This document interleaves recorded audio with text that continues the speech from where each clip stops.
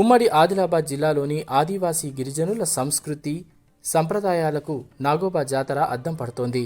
ఇంద్రవెల్లి మండలం కేస్లాపూర్లో కొలువుదీరి ఉన్న నాగోబాకు మెస్రం వంశ గిరిజనులు సంప్రదాయబద్ధంగా పుష్య అమావాస్య రోజున రాత్రి పవిత్ర గంగా జలాలతో అభిషేకం మహాపూజ చేయడంతో ఈ జాతర మహోత్సవం ప్రారంభమైంది.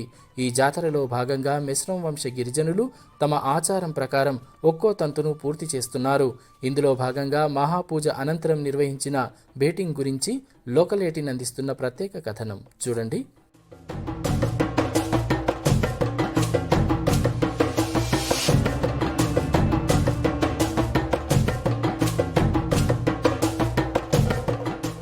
ఈ నాగోబా జాతరలో భాగంగా గిరిజనులు తరతరాల నుండి వస్తున్న ఆచారాలను తూచా తప్పకుండా ఆచరిస్తున్నారు.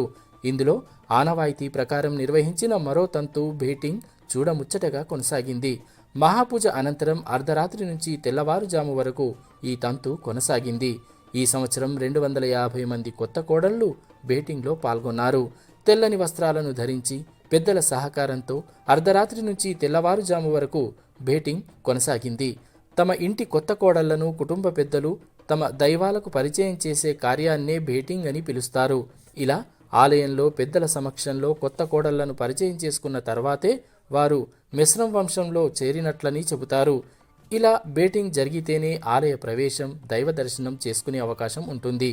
బేటింగ్ జరిగేంత వరకు ఆలయ ప్రవేశం కానీ దైవ దర్శనం కానీ ఉండదు. ఒకవేళ ఎవరికైనా బేటింగ్లో పాల్గొనే వీలు కాకపోతే వారు మళ్లీ వచ్చే సంవత్సరం నిర్వహించే బేటింగ్ వరకు వేచి ఉండాల్సిందే.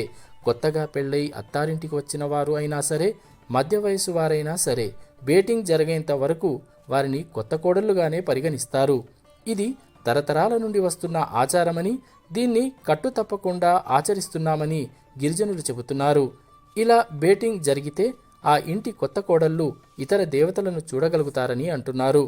నాగోబా ఆలయంలో మరి నాగోబా దేవతను పూజిస్తారు. అంతేకాకుండా ఈ పుష్యమాసంలో పెరసపేన్ సందర్భంగా బేటి టూమ్ అనేది ఉంటాయి. అంటే బేటి అంటే కొత్త కోడళ్ళు, ఎవరైనా కొత్తగా పెళ్ళైన వాళ్ళు ఇంటికి వస్తే వాళ్ళు పెరసపేన్ని దర్శిస్తారు. అంతేకాకుండా ఈ పుష్యం అంటే దీని పుష్యమాసం కంటే ముందు మాకు కార్తీక మాసం ఉంటుంది. ఆ కార్తీక మాసంలో మా ఈ పిత్రి అనేది కార్యక్రమం ముగిస్తారు.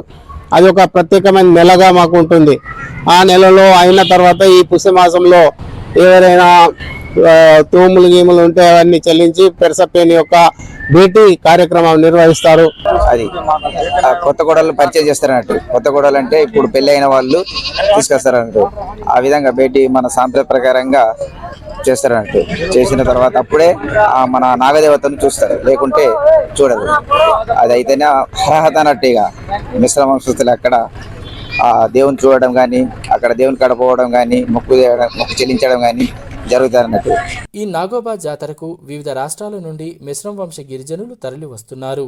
గిరిజనులే కాకుండా గిరిజనేతరులు కూడా భారీగానే తరలి వస్తున్నారు. దీంతో నాగోబా కొలువున్న కేస్లాపూర్ జనసంద్రంగా మారుతోంది.